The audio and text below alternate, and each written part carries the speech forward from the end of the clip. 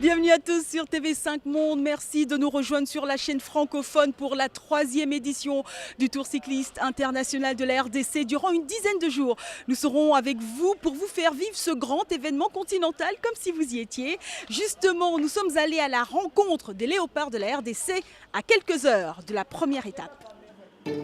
Cette année, la RDC met en lice 3 équipes pour qui sait frapper un grand coup. Quoi qu'il en soit, tout a été mis en place pour faire de la performance. On vient de l'Afrique du Sud. Ici, c'est la continuité parce qu'on est à quelques jours de la compétition. On est au centre de Cali. Le gouvernement avait jugé bon, il faut que nos athlètes puissent quand même aller atteindre les niveaux plus élevés en quittant le pays. Et c'est là qu'on avait quand même débloqué les stages de 2 mois en Afrique du Sud au Potchefstroom. J'ai vu une équipe MTN Kubeka pour la toute première fois qui va participer donc, au Tour de France. C'est une bonne chose qui m'a vraiment marqué. Maintenant, les cyclistes congolais se portent bien, très bien, très bien. Le résultat est là, dans le Tour du Sénégal et le Tour du Togo. 18 coureurs ont donc fait le déplacement en Afrique du Sud, un stage qui aura laissé de bonnes traces. On a travaillé la puissance maximale aérobie pour voir même la fréquence cardiaque de chacun, pour voir vraiment le niveau exact de nos coureurs. On a appris beaucoup de choses. D'ailleurs, nos entraîneurs qui sont allés là-bas ont pris quand même quelques techniques. C'est primordial.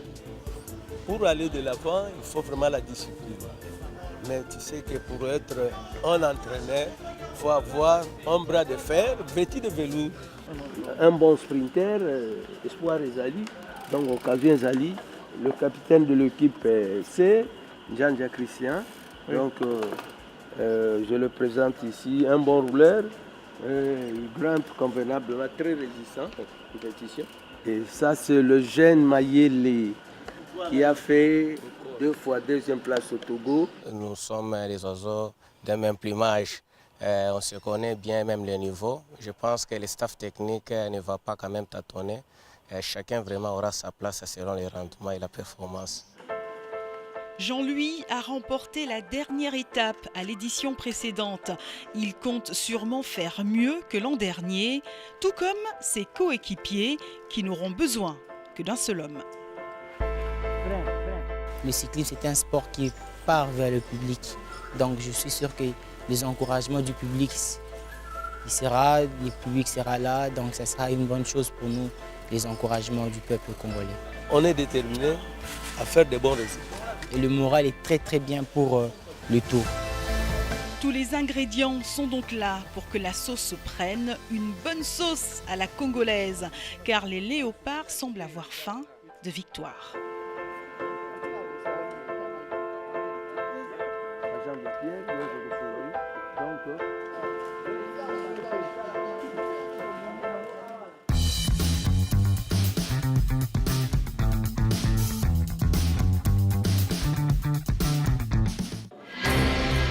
Pour la première étape, le Tour a posé ses valises dans la ville de Kindu, dans la province du Maniema, l'une des plus riches régions en minerais de la RDC.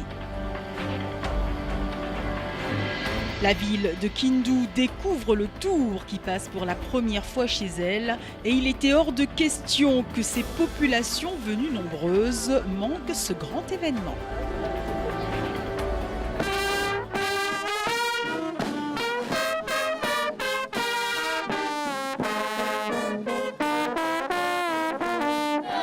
Pour cette première étape, une dizaine d'équipes, aussi bien européennes qu'africaines, ont donc fait le déplacement dans la ville de Kindu.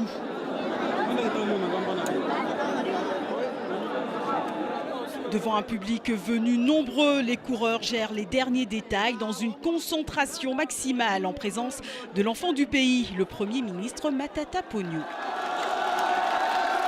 Il était aussi inimaginable que ces tours passe par la ville de Goma, qui est une ville meurtrie par plusieurs années de guerre. Et donc, le lancement de ce tour cycliste dans l'est du pays, particulièrement à Kendu, est un symbole manifeste de la paix, de la sécurité, de l'unité, mais aussi du progrès économique de notre pays.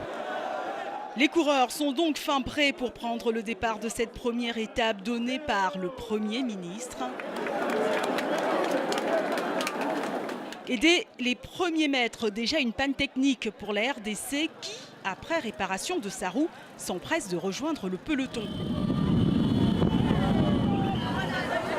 Un peloton qui ne connaît pas de rang d'observation, acclamé par un public en liesse. Devant tant d'effervescence populaire, les coureurs accélèrent. Le peloton groupé va à vive allure. Et c'est Igor Silva qui attaque. Le coureur angolais champion d'Angola prend alors des mètres précieux d'avance sur le reste du peloton, d'où sort une quinzaine de coureurs. Ils sont 16 dans le groupe de tête, acclamés par des centaines de milliers de personnes sur le bord des routes. Et c'est sur un sprint que Silva conclut par une victoire. L'Angola, heureuse, est sur le toit de la RDC.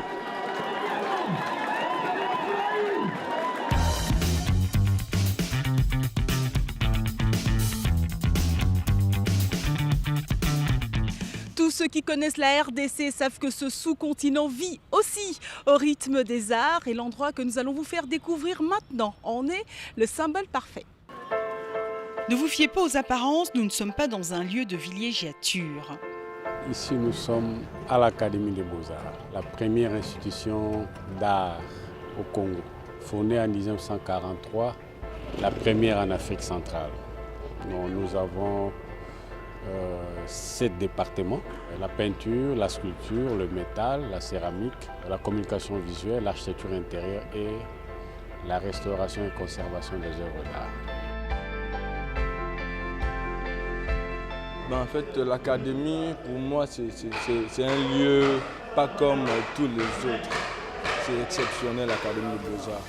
Un lieu exceptionnel où se côtoient donc des jeunes épris de beauté inspirée. Peut-être que là, on voit le mâle. Le mâle est en train de faire le premier pas chez la femelle. Vous savez, l'artiste, lui, il ne représente pas la chose telle que la chose est. Lui, il essaye de faire autre chose, mais sous forme de la chose en question. Voilà, c'est un peu ça. À chacun donc son domaine de prédilection, entre sculpture et céramique, tout n'est donc que passion. Je suis ici sur place pour encadrer les étudiants, mais dans l'entretemps, je suis en train de réaliser mes œuvres dans le même atelier pour donner du tonus aux étudiants, leur stimuler ce goût-là de travailler. Travailler dur pour peut-être qu'un jour, leurs œuvres deviennent immortelles.